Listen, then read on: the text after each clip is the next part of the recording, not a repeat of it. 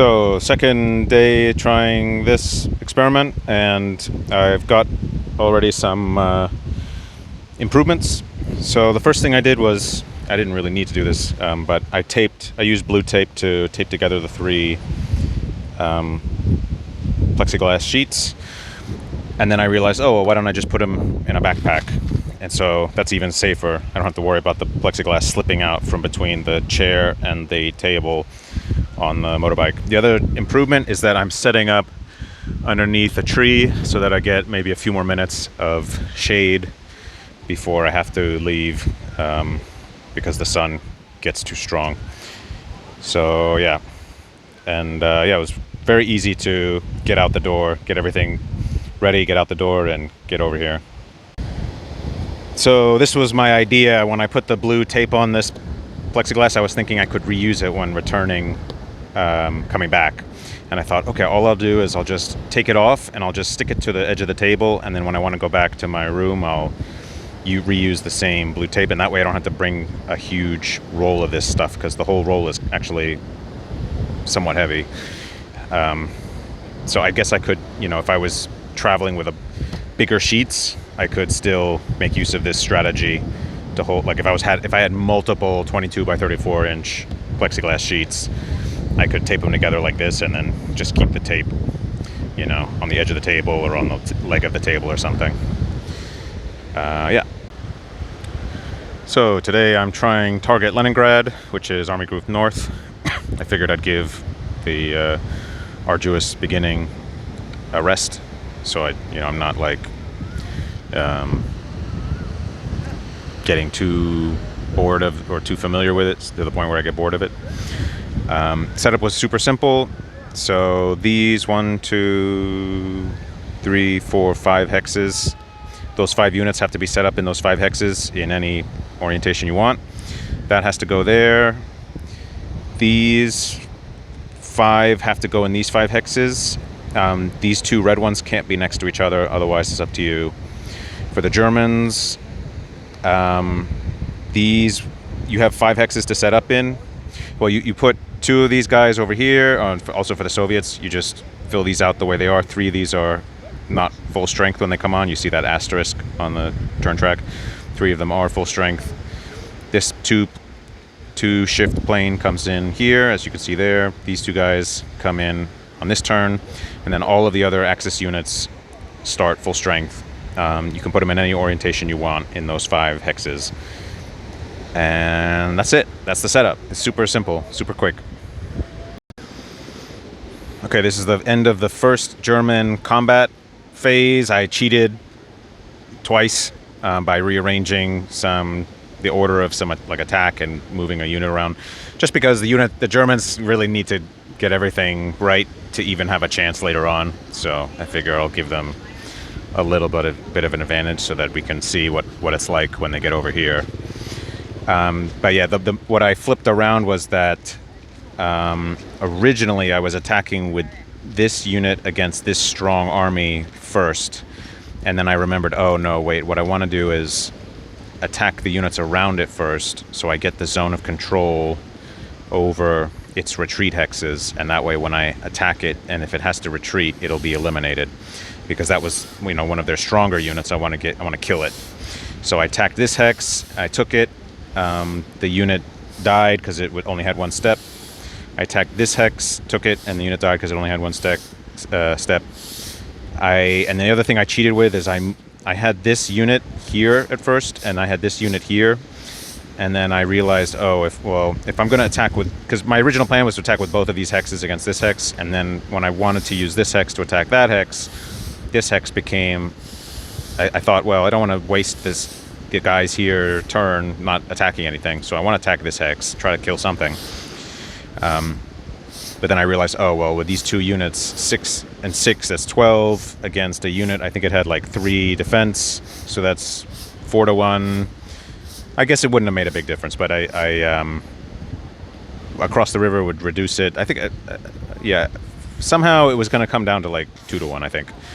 But so basically I just moved this guy over here to get another column on the CRT. And yeah, killed the guy with no casualties taken. When I attacked this guy, I did take a casualty with this guy that I flipped over. And I just put him here to show him on the map, but he's actually dead. So he's going to come off.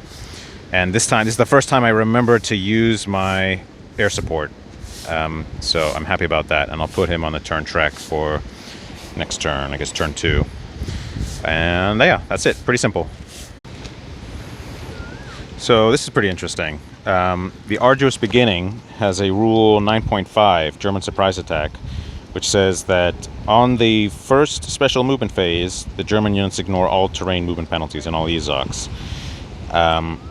However, target Leningrad, which is, you know, the same designer, same system, same situation, it does not have that rule. So it ends at 943, and then the next rule you can see on the next page is 10. So it doesn't have that same rule, even though all of the other rules seem to be the same. So I don't know if it's a situation where maybe the guy changed his mind about how it should work from one game to the next. I don't know. So it's something interesting to ask about on BGG. This is interesting. I'm now realizing that by not killing this unit, I am not able to push through this gap here if I mean, assuming that was desirable. So that unit had started here, so I really needed to kill it in order to, if I wanted to, come through this gap and then continue on. So, not sure if that was a mistake yet, but it might have been. Okay, so for my special movement phase, what I decided on was to use the armor to attack Riga, because... why? 2, 3, 4... I guess it doesn't really matter. Maybe that's overkill. Maybe I should use it to take out this guy. Yeah, maybe I'll move one of them over to take out this guy, because I can't get through that gap, so I don't think it makes a huge difference. Oh, I guess he is going to be doubled, or he's going to get a shift for that. So this would be, if it was just this guy, that would be 3-1, but then it's going to get shifted 2-1. So I could get him shifted again if I used a plane, or I could get that.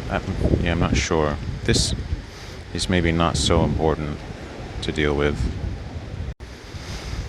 Okay, here's my thinking. I'm going to use one tank to keep this guy from being able... well, he could still come around that way. 1, 2, 3, 4. That wouldn't necessarily be terrible. Basically, my thinking is the Soviets are going to... if I was the Soviets, I would try to retreat to the swamps, because in the swamps, the tank units are halved. So that would be a good place to defend from. So my thinking is I want to catch this guy before he can retreat. Maybe catch both of these guys before they can retreat into the swamps. So for that reason, I moved him here. It would have been better if I could get him here to prevent this guy from retreating. But this is like the closest to that I can do. And I'm thinking, like, with this, I can bring up... it's within range, I can bring up infantry to attack that. So I'm not too worried about Riga. Yeah, so that's my thinking. Okay, so I'm considering the special movement phase for the Soviets, and I'm realizing that the Soviet rail movement really benefits the infantry. It allows the infantry to spend their entire movement allowance during the special movement. So basically it lets them move like double. They can move during the special movement phase and during the regular movement phase. So it was a mistake. I was thinking, well, I'll move... when I was setting up, I was thinking, okay, I'll put the mechanized infantry in the back because they have more movement points. It'll be easier for them to move up when I want them to. But now I'm realizing it would have been better to have my regular infantry there, because they defend well. They have, 4 defense is not bad. Oh no, that's not defense. That's it's 3 defense. I keep screwing that up. It's 4 movement, 3 defense. Okay, so yeah, 3. These guys had 6 and 4. No, that's 2 defense. That's 3 defense. So it's not very different. But well, basically, I still think it's the case that the having the infantry in the back is maybe better, because they can make better use of the rail movement. Although maybe this guy can retreat out of there. I'm not sure if that would work. I don't think he can do it if he starts in an enemy zone of control.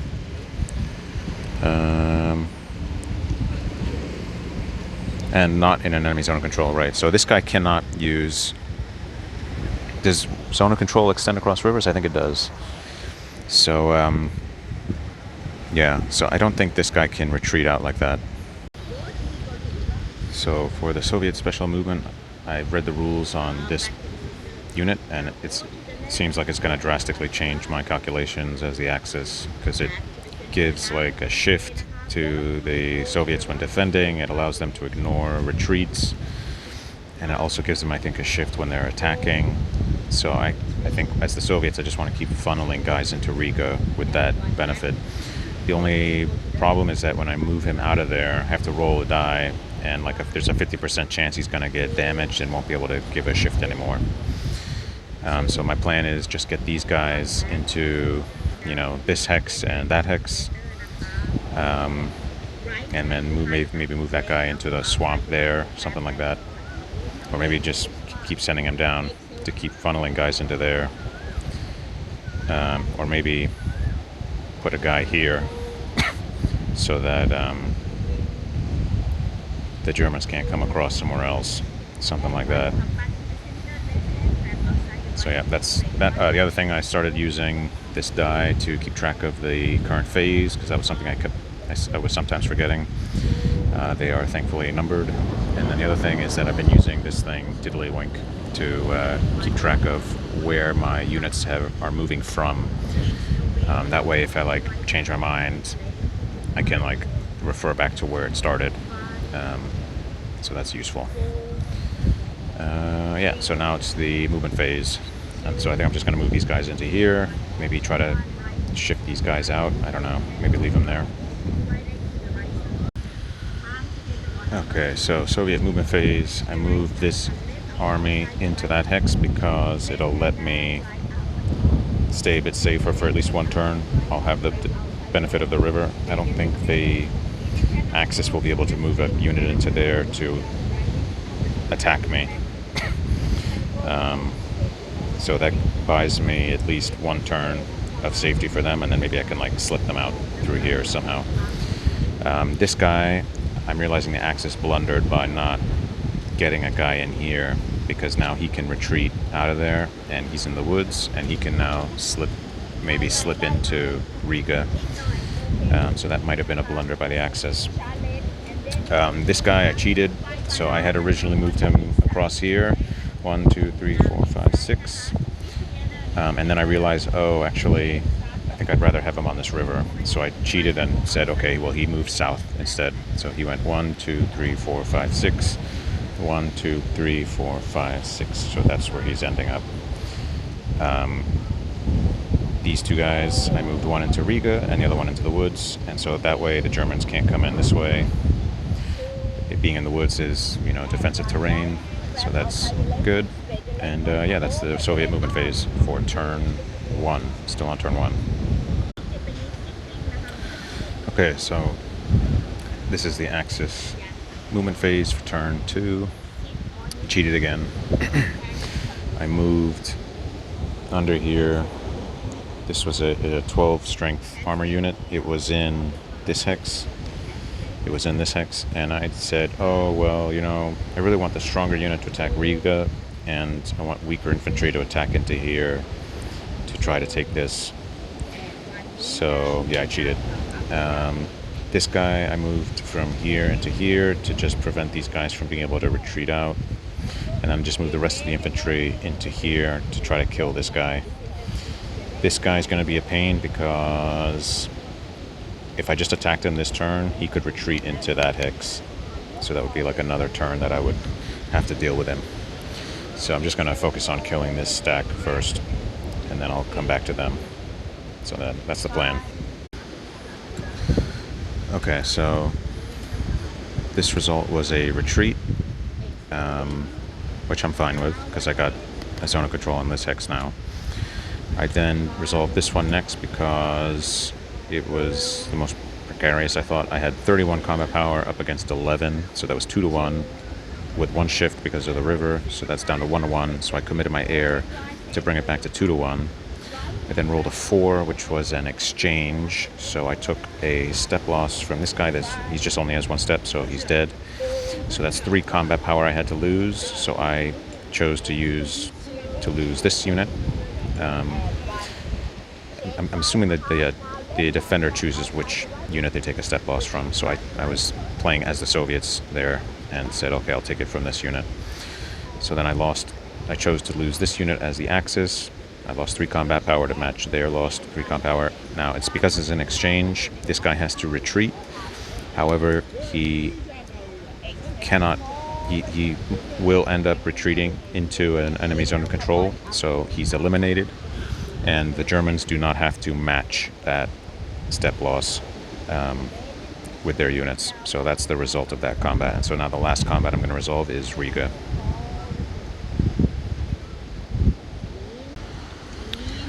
So this one, what happened was he had 6, I had 20, so that's 3-1, with a shift for the Baltic Fleet is down to 2-1, and then another shift for the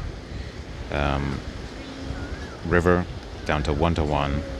I rolled a 3, which was an exchange result. So I took one of the units off because it only had 1 step. I flipped this one to match that combat power loss that the Soviets took. And I had forgotten that the Baltic Fleet allows the Soviets to ignore the retreat result. So this didn't really do what I thought it was going to do, which was I thought this guy's going to have to retreat out and die. And that I forgot about that. So this was maybe an inaccuracy here, taking this hex. I maybe should have just focused these 2 guys on also attacking this hex, maybe. Not sure. Yeah, so that's the German combat phase. Next up is the German special movement phase.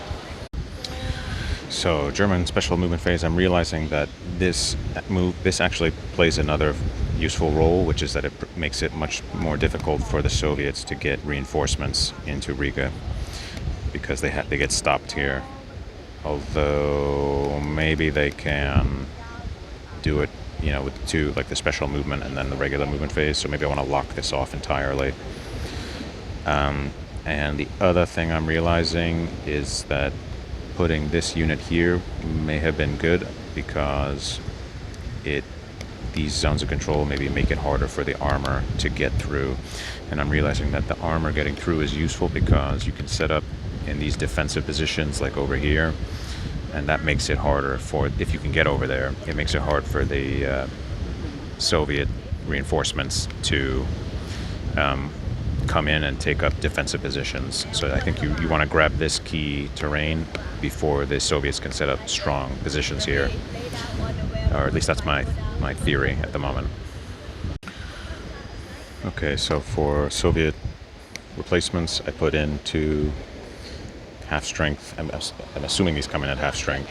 I put them here, and I'm just moving up here. My plan is to try to create a line here so the Germans can't come here and prevent other reinforcements from coming. But that leaves me open up here. And then I sent 1 mechanized infantry in. I'm going to send them into Riga in the movement phase. I sent the other guy into this swamp to try to guard these paths. But that means that I might be conceding this area. So I'm not sure. I just feel like it's maybe less dangerous to concede this than it is to concede this.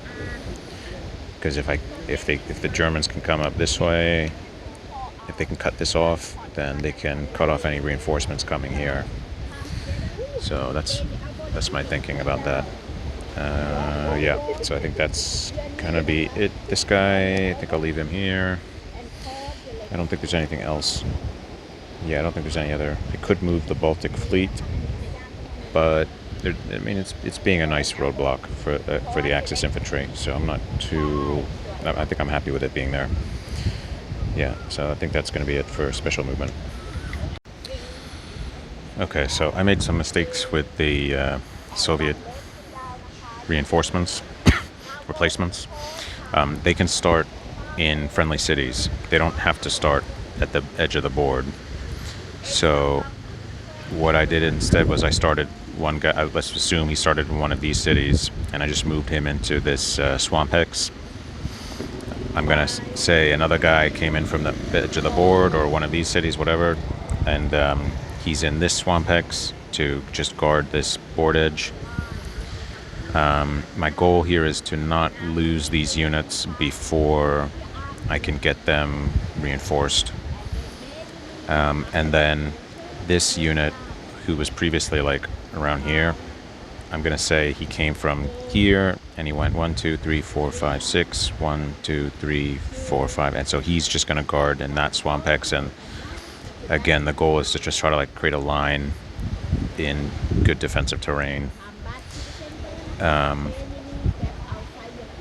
Yeah, not sure what the best approach here is. Maybe, you know, for the Germans, I'm probably going to try to smash these guys as much as I can. But maybe they'll take step losses. That'll be hard to replace. Yep. So that's going to be the Soviets' movements and special movements. And so now it is going to be turn 3 for the Germans. So I just noticed that you have this air support box. You can keep your air support.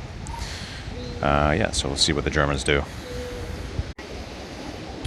So I just spent quite a while pondering something, which is that I'm wondering if the Soviets made a mistake with this, because it's the German movement phase of turn 3, and I just realized that they could, if they wanted to, come down here up to Pskov, and then go straight into Leningrad unopposed on this turn. And, you know, at first glance, that would seem to be really bad. And I'm trying to figure out if that is indeed bad enough that I should let the Soviets cheat and correct that. And I'm not sure. Maybe I should, like this guy, maybe he should have been parked out, like over here, something like that. I'm not sure.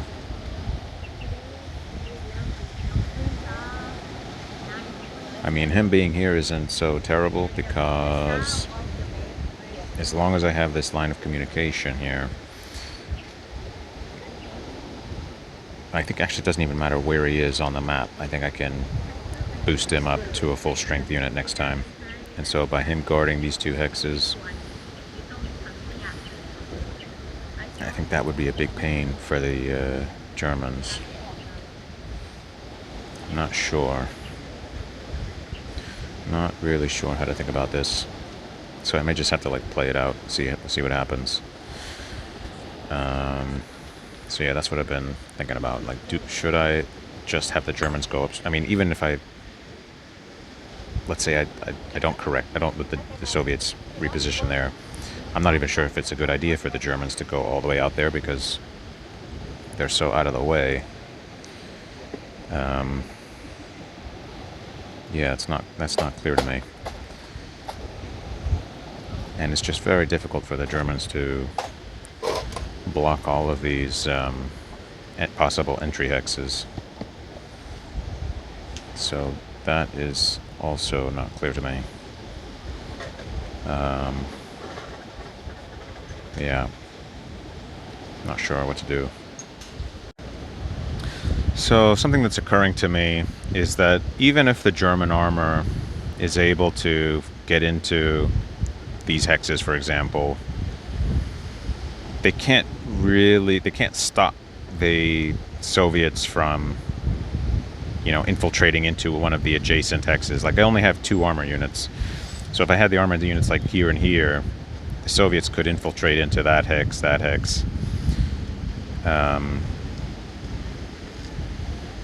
I mean, if the German armor units were like here and here, they could block all of the Soviets coming in up to here. But then the Soviets could come like that way.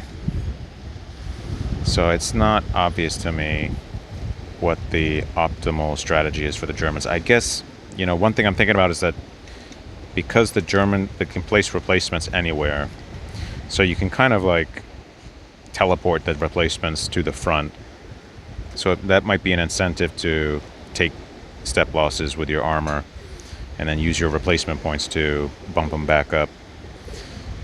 So maybe the armor should be focusing on trying to take these units out rather than leaving them for the infantry to clean up later.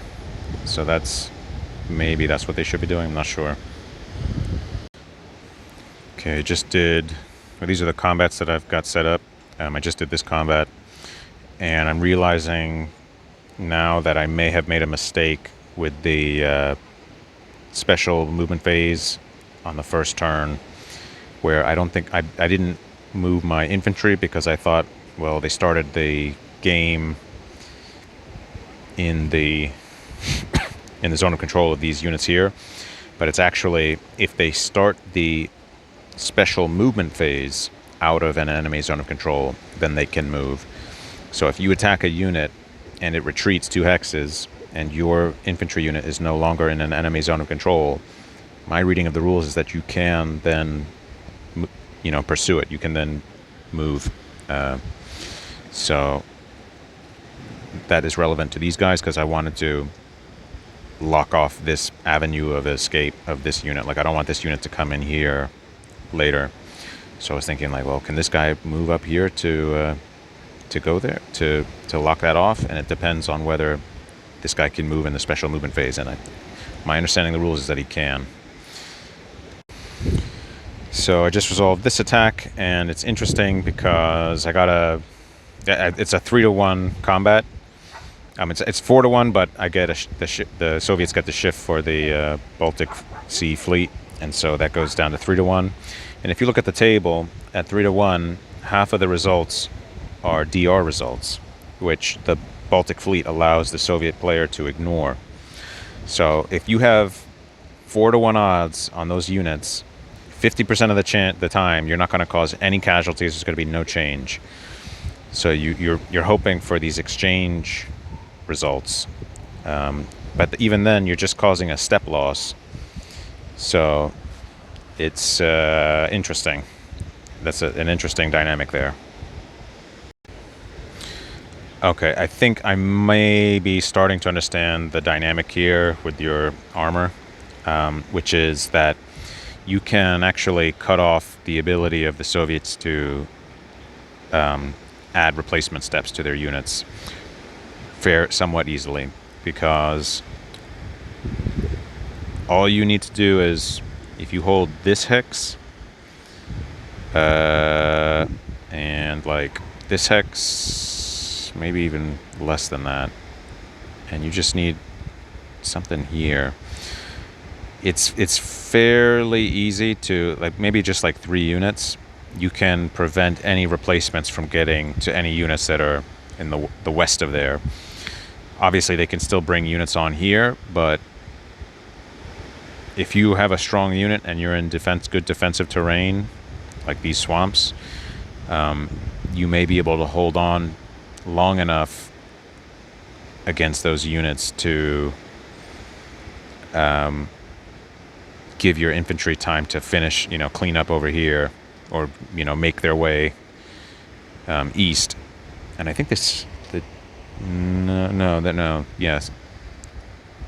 Yeah, so I think that's the dynamic here, is the Germans' armor wants to set up like around here at first to block reinforcements to the west, allow the infantry to finish off those units, and then have the infantry come up and then push forward to the east, all the way to the eastern edge, and totally prevent reinforcements from coming in. That's my guess at how it's working. It should work, because also Soviet units will not negate the German zone of control for the purpose of replacements. So yeah, the Soviet units would get extremely slowed down coming through this area if they can't use the rail movement and they can't send replacements through. That's my guess at where that line is going to be at first, because I was wondering before, I was like, well, it's not easy for the Germans to set up the armor to set up here, but now I'm realizing that maybe they can cause a lot of problems without even going that far. So like this hex and like that hex, those two hexes, they're going to get, is it one shift? Yeah, it's at one shift. So even in the woods would be fine. You're just blocking those rail hexes. So this is the last combat of turn 3 for the Germans, and it was each German unit is the armor is halved attacking into there, so that's 5 combat power and 6 combat power is 11 combat power. Attacking 4 is 2 to 1, and then the swamp gives a shift, so that's 1 to 1. So I committed my air to bring it back up to 2 to 1. I rolled a 2 to 1 at rolling a 2 at 2 to 1 is a DR, defender retreat result, and he's only 1 step, so he's gonna be eliminated as he moves into one of these other hexes because they're all in my zone of control. So surrounding the unit was the right idea there. So that's, I think, going to be one of the key meta rules or meta strategies for the Germans here is make sure that your armor's setting up to surround units so that they can, if they get a retreat result, they're eliminated. So this is the end of my special movement phase for the Axis at turn 3. I was just deliberating for a long time about what to do with the armor. It's still not totally clear to me what I should be doing with them next turn. So my thinking is I just want to keep them kind of close together so that they can combine to attack something. And my other thinking is that I want to maybe try for them to take this ground here.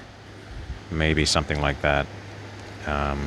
So I just had this guy take this city, this guy took that city, this guy took Luga on the way to Leningrad. So yeah, I think the goal for these guys is to continue don't waste. I think you want to have them attacking every turn, so as to not waste their potential. But you also, I think, want to hold on to Leningrad. You don't want to lose Leningrad. So my thinking is I want them to be in a position where they can hold Leningrad, but they can also attack anybody here that might try to start to make moves towards Leningrad, something like that. Or just like lock down this part of the approach to the west. But then this is just kind of like unchallenged. There are no cities down there, so that's something. But I think the Soviets are going to have to just be like bringing guys on and trying not to, keep a toehold maybe onto this city or something like that, and just wait for their reinforcements to arrive.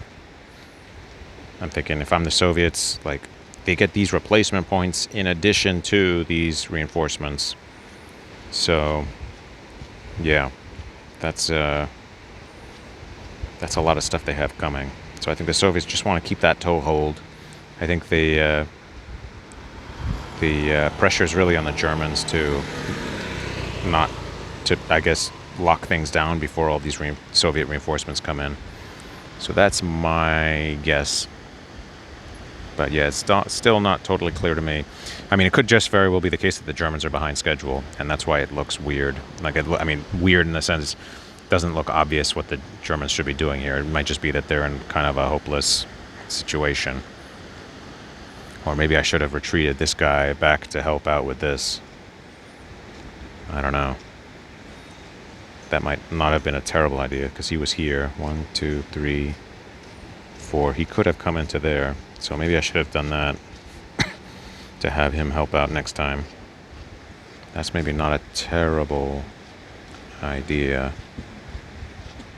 Yeah, maybe I'll do that instead. So it's turn 3, Soviet turn, player turn. And I just noticed an interesting feature of this Leningrad, whatever they're called, Leningrad militia, is that they have 3 movement points. And it costs 2 movement points to enter swamp. So during the special movement phase, if these guys have half of their movement points, because they're infantry, they're going down to 1.5. So they would not have enough to enter a swamp. So they're like dedicated city fighters. And the other thing I noticed is that they have 5 defense, which is a lot. So if you had them in Leningrad, that would have been very strong.